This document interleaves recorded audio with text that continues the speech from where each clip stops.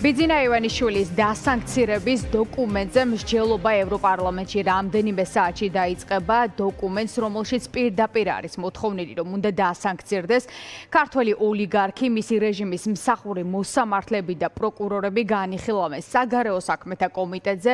ამ სპეცანგარიშის ავტორი არის ლიეტუველი ევროპარლამენტარი და საქართველოს შესახებ მთავარი მომხსენებელი ევროპარლამენტში რასა იუკნევიჩიანი და ეს არის დოკუმენტი, სადაც ბოლო პერიოდში ბიძინა ივანიშვილის გუნდის მიერ გადადგმული ნაბიჯები იქნება შეჯამებული. დოკუმენტის ტექსტი ჩვენთვის უკვე არის ცნობილი, აქ პირდაპირ წერია ის, რომ თუ ქართული ოცნება არ შეცვლის ანტიდემოკრატიულ პოლიტიკას და გააგრძელებს ავტორიტარულ სვლას, ბუნებრივია ეს მძიმე ფასი დაუჯდება თვითონ საქართველოს მოქალაქეებს და ეს ფასი იქნება საქართველოსთვის უვიზო რეჟიმის შეჩერება და ბუნებრივია ევროპარლამენტარები ამაზე პასუხისმგებლობას სწორედ ქართულ ოცნებას აკისრებენ. დოკუმენტი არის საკმაოდ ვრცელი, მოიცავს ყველაფერს, რეპრესიული კანონებით დაწყებული, პოლიტიკურად მოტივირებული საქმეებით დამთავრებული და ასევე ბუნებრივია ვრცელი ნაწილი აქვს. აქ არის დათმობილი სანქცირებასთან დაკავშირებით, რადგან ეს უკვე არის რიგით მეორე დოკუმენტი მას შემდეგ, რაც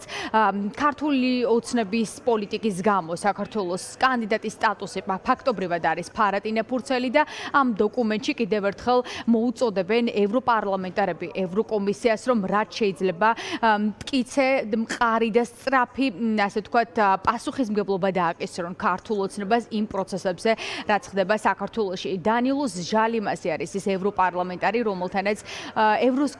რომელმაც ევროსკოპთან ისაუბრა ამ ანგარიშთან დაკავშირებით. ჟალიმასი პირდაპირ ამბობს, რომ საქართველოში არის ავტორიტარული სტილის მმართველობა, რომელიც ყველაზე მეტად გავს რუსული სტილის მმართველობას და ეს ევროპარლამენტმა ძალიან მკაფიოდ უნდა თქვას, რათა ეს ცნობილი იყოს როგორც საერთაშორისო საზოგადოებისთვის, ასევე ქართველი ხალხისთვისაც.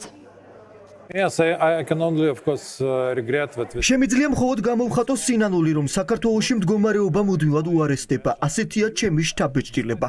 ევროპა მიუხედავად თქვენ მიერ ნახსენების სანქციებისა და აქ არ გულისხმობ არა მხოლოდ ევროკავშირს, არამედ ზოგადად ევროპულ სახელმწიფოებს, არ ატარებს საკმარის და ეფექტურ ზომებს დემოკრატიული უკუსვლის შესაჩერებლად. პირდაპირ რომ ვთქვათ, ჩვენ ვხედავთ ავტორიტარული რეჟიმის ჩამოყალიბებას. ამის თქმა საჭიროა ღიად და სულ უფრო ხშირად. ჩემი აზრით, ეს რეჟიმი თითქმის იდენტურია რუსეთის რეჟიმთან.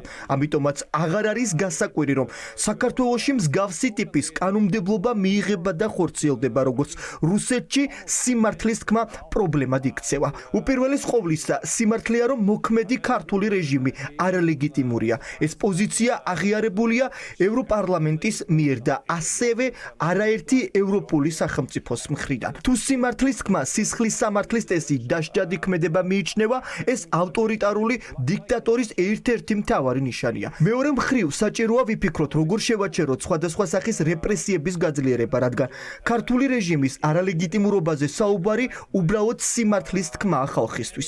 ცხადია, ეს წინააღმდეგობაში მოდის ადამიანის უფლებათა ევროპული კონვენციასთან, განსაკუთრებით გამოხატვის თავისუფლებასთან და სიტყვისა და შეკრების თავისუფლებასთან. მით უმეტეს, როცა აქციები სწორედ ქართული ოცნების არალეგიტიმურობის გასაპროტესტებლად ტარდება. ეს ასევე ეწინააღმდეგება საქართველოს კონსტიტუციას და კვლავ სინანულს გამოხატავს, რომ საქართველოს საკონსტიტუციო სასამართლო მარიონეტული ინსტიტუტად იქცა.